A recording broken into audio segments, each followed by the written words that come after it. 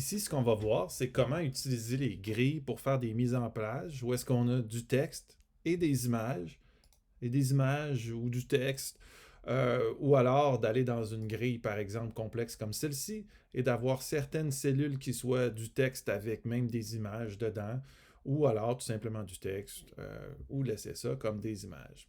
Alors allons-y pour la première solution. Donc par exemple ici, qu'est-ce que j'ai? Donc ici, j'ai tout simplement, hein, on l'a vu dans les précédents tutos là-dessus, là, c'est une grille. Donc j'ai une grille qui est ici. Et donc la grille, elle, qu'est-ce qu'elle dit? Elle dit qu'elle a 12 colonnes. OK? Donc 12 colonnes ici, on voit les colonnes sont ici. Les rangées sont créées automatiquement. Donc, à partir du moment où je tombe sur l'autre ligne, si j'ai du contenu qui ne rentre pas, donc à partir du moment où, par exemple, ici, j'ai cette image-là, hein, cette image-là, P1, elle a une classe qui lui est affectée, et dans les CSS, ça dit prends 6 colonnes, OK? Et 3 rangées. Après ça, j'ai du texte qui est là, et le texte dit prends 6 colonnes, puis après ça, prends 3 rangées. Alors, ce qui se passe, c'est que, dans le fond, j'ai pas besoin d'attribuer à mon gabarit de grille ici le nombre de colonnes, le nombre de rangées, dis-je, parce que automatiquement, quand j'ai plus de place sur les rangées, que j'occupe toutes les colonnes, ça saute automatiquement à l'autre rangée. On va aller voir comment ça se passe dans le concret, là. Ce que je vais faire, c'est que je vais ajouter un texte à gauche puis une image à droite pour que vous le compreniez bien. Donc, on va aller dans mon CSS. Là, pour ça, je vais partir de la page projet là, de mon gabarit Simplicity Grid, là, mais ça peut être dans le cadre de n'importe quel projet HTML, CSS là, que vous faites ça. Donc, j'y suis ici. Donc, j'ai une figure et une classe. Alors, ce qui est important, c'est que je sois dans la grille. C'est bien important que je me situe à l'intérieur de la grille. Et que là, je crée quelque chose d'autre ici. Donc, par exemple, je veux créer du texte à gauche. Ça veut dire que tout de suite après lui, ça va être le numéro 1. Tu vois, c'est que dans le fond, ici, là, ma div, le premier bloc qu'elle voit, elle le met dans la première colonne qui est là.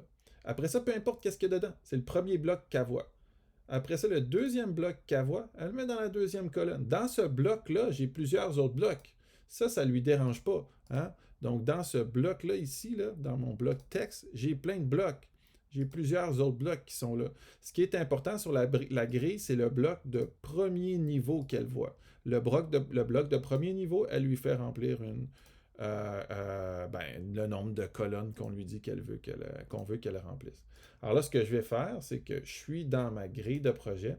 Alors, je vais me prendre un truc de premier niveau. Donc, je vais copier-coller cette div-là ici, tout simplement ici. Parce que j'en ai une de déjà fait, là, donc ça va aller bien là, ici. Et donc, automatiquement, il vient la placer là, dans cette colonne-là. Je n'ai pas besoin d'y dire grand-chose. Hein. Puis sur mes CSS qui sont ici, là, sur mes CSS qui sont là, la classe texte P1 qui est là, on va aller la chercher. Donc, ma règle texte P1 qui est ici. P1 ici. Qu'est-ce qu'elle dit? C'est quoi son instruction? Je l'ai fait très vague pour que vous compreniez à quel point ça peut être flexible, là, les grilles.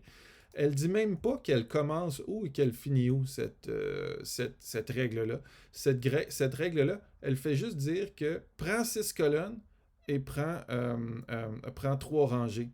Ça fait que, dans le fond, ça va se positionner là où il y a de la place. OK? Pour que vous le compreniez bien, là, juste après ça, là, admettons ici, je vais mettre un autre bloc de premier niveau. Tu sais, mon bloc, je ne ferai pas du copier-coller juste pour que vous compreniez bien. Là. Mettons que c'est une image.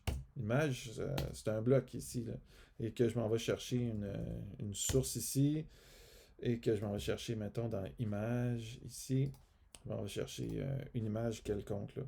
Juste pour qu'on comprenne bien, mon image, elle s'en va se placer à droite, automatiquement, parce qu'il n'y a plus de place à gauche. Bon, l'image, elle est énorme, là, puis c'est pour ça que j'ai fait une classe, puis que j'ai fait plein de choses particulières là, dans ma figure qui est là ici. Là. Donc, je peux juste aller la chercher ici, parce que je l'ai déjà fait, puis elle se comporte très bien dans ma grille, ici. Donc, je vais juste aller coller ma figure qui est ici. Et voilà, et là, je vais changer ça pour une autre image. Par exemple, ici, je vais appeler d'autres choses. Ici, par exemple, je vais aller chercher ici mon image BKG, ou tiens, mon logo, juste pour que ça fasse un petit peu changement ici. Voyez-vous, donc je viens chercher ça ici, ou tiens, bon, on va aller chercher 2 ici. Et voilà, hop, il me manque un petit guillemet. Voilà. Attendez, voilà. Image, dis-je, 2, bon, tout est bon. Ici, 2.jpg. Et voilà. Fait que, qu'est-ce qu'on a? On a image, texte, on a texte, image. Puis, tu sais, après ça, on peut continuer là, comme ça là, sur notre document. Là, parce que là, il n'y a plus de place sur cette ligne-là. Fait que le prochain élément que je crée, je peux même le créer à partir de 0. Là, mettons, je crée un bloc, là, un H2, par exemple, ici. Là. Ben, automatiquement, mon H2 s'en vient sur l'autre ligne, puis remplit cette ligne-là. Si je voudrais, par exemple, on va se donner un petit défi. Si je voulais créer un bloc de texte avec des images qui créent tout le bas de ma page. Donc ça peut être quelque chose que vous voudriez créer. On va le faire ensemble ici, vous allez voir. Donc, je vais me faire une div. Je vais partir à partir de 0, comme vous partez probablement à partir de 0. Là. Et là, je vais me faire une classe, puis je vais l'appeler longue texte, mettons, ici. Et savez-vous quoi? Je dis que c'est une div, mais au fond, ce serait préférable que ce soit une section. Parce que dans le fond, dans cette section-là, ici, dans cette section du site, dans cette section-là, je vais mettre des choses, des articles, des choses comme ça.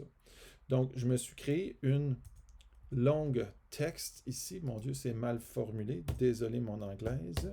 Ici, donc, longue. Je vais me créer une règle CSS que je vais appeler longue texte ici. Voilà, ici. Bon. Alors là, je vais venir mettre quelques paragraphes là-dedans, là, juste pour que ça occupe bien l'espace. Avec un H3 ici. Voilà, ici. Et on va mettre ça ici. Alors, qu'est-ce qui se passe ici? C'est que ma longue texte, elle prend juste une ligne ici parce que je n'ai pas dit d'autre chose. On va aller lui spécifier mon affaire parce que si je lui dis rien, par défaut, elle occupe juste une colonne. Fait que là, je vais lui spécifier. Je veux que longue texte, par exemple, je vais lui dire, tu sais, on va utiliser span qu'on a fait tantôt. Span colonne. Donc ici, par exemple, spam column. Ici, attendez, je l'avais ici. Grid column, dis-je. Grid column, ici. Je l'ai fait un petit peu à l'envers. Grid column, ici. On va y aller avec ça. Donc, grid column, spam 6. Alors là, ce que ça va faire, c'est que ça spam sur 6, donc la moitié de mes 12 colonnes. Ben non, moi, je voulais toute l'entièreté. Fait que, tiens, on va lui dire spam 12, tiens-toi. Donc là, mon texte s'en vient traverser l'ensemble de ma page comme ça. Parce que dans le fond, je lui dis span sur toute la longueur de la colonne. Hein? C'est que beaucoup de choses. On aurait pu dire grid colon start 1, grid colon end 12, mais en disant span 12, ça fait tout, puis c'est encore plus facile. Ça fait que, tu sais, c'est un petit peu ça. Puis là-dedans, bien sûr, là, je pourrais aussi mettre des images. Hein. Il n'y a rien qui m'empêche de mettre une image à l'intérieur de ça. Alors, par exemple, ici, je pourrais venir me dire IMG SRC ici. Puis aller chercher dans mon dossier d'images. Là, mes images sont un petit peu trop grosses, fait que je vais faire une petite astuce pour y aller rapidement. Et je vais lui mettre un petit width ici à 200 px, juste pour qu'on voit rapidement là, le fait qu'on peut mettre des images là-dedans. Donc ici, j'ai mis une image là, à l'intérieur de cette portion-là qui couvre toute ma page. J'aurais même pu ici insérer une flexbox ou alors une autre grille. Hein. Admettons que je voudrais avoir 4 images ici. Je pourrais simplement me créer une nouvelle div que je transforme en flexbox ou que je transforme en grille dans lequel je fais une règle CSS puis dans lequel je vais ajouter là, les choses là, de cette manière-là. Donc ça c'est simple, ça vient traverser toute la page ici. Puis si je lui mets un background color par exemple pour bien, mettons je pourrais bien couper, là, mettons avec le restant ici. Donc on voit que ça vient bien couper avec le restant de la page. Puis tiens, je vais y mettre un petit un petit padding pour que ce soit un petit peu plus élégant. Mettons à 30px ici. Donc, ça vient pousser là-dedans. Donc, je viens de couper avec l'ensemble de mon texte qui est ici. Si on revient, mettons, à l'accueil ici, puis qu'on voudrait, dans une grosse grille comme celle-ci, mettre un bloc de texte, c'est pas nécessairement plus compliqué. On va aller le faire ici. Donc, par exemple, je vais partir de mon index ici. Donc, dans mon index ici, je vois que à ce moment-ci, celle-ci, elle s'appelle IM1. Pas dur à deviner si je m'en vais ici. Hein, je la vois ici, c'est IM1, mais c'est la première. Puis elle occupe de la colonne 1 à la colonne 4. Donc, mettons que je voudrais avoir du texte là-dedans, moi, à la place. Donc, je vais transformer ça en, par exemple, bon, comme c'est pas une grosse section, là, je vais juste mettre un peu de texte. Je vais y aller avec article ici. Article, ça correspondrait bien pour un petit peu de texte ici qui parle de quelque chose. Mettons, ça parle d'un projet, ça parle d'une fleur, ça parle d'un plat. Peu importe, je vais juste aller me chercher un petit paragraphe de Lorem Ipsum ici, si vous me le permettez, ainsi qu'un en-tête. Et voilà, et donc je m'en viens ici et j'enlève donc l'image qui est là et à la place, je mets du texte. Fait que là, qu'est-ce qui se passe? C'est que dans ce petit bout-là là, que j'avais, au lieu d'être une image, maintenant, c'est du texte qui est là, tout simplement. Et ça va bien. Puis quand c'est en mobile, ça va bien aussi parce que mon imageur mobile est facile. Bon, là, j'ai une grille qui est un petit peu complexe, fait que ça se peut que si je personnalise mon image 3, mon image 4 avec du texte, je dois aller là, aussi travailler sur la façon dont j'ai aligné les colonnes ici, parce que j'ai une certaine complexité, là, si je voulais avoir une belle grille de mosaïque, là, mais disons que c'est l'essence. N'oubliez pas aussi que quand vous personnalisez les mosaïques comme ça, ou que vous personnalisez les éléments là, dans les CSS, là, vous pouvez toujours là, copier. Vous pouvez faire un commande A. Moi, c'est ce que je fais souvent. Je fais commande A. Puis après ça, je m'en vais voir mon ami ChatGPT. Puis je lui colle tout ça. Je fais commande A pour mon. Je vais le faire avec vous. Je fais commande A pour mon CSS. Je m'en vais dans ma petite fenêtre de dialogue ici en bas. Je paste ça. Pèse pas sur Enter tout de suite parce que sinon il va partir en fou. Ensuite, je m'en vais dans mon CSS. Commande A, commande C, commande V. Puis après ça, tu poses ta question. Tu lui dis comment faire en sorte que le logo soit plus gros en haut de la page. Puis là, j'envoie ça chez mon ami, puis là, mon ami va lire mon code, c'est incroyable, et le nombre de pétaflops qu'il a au niveau de sa capacité de réflexion, il est très très grand, et il réfléchit beaucoup plus vite que nous.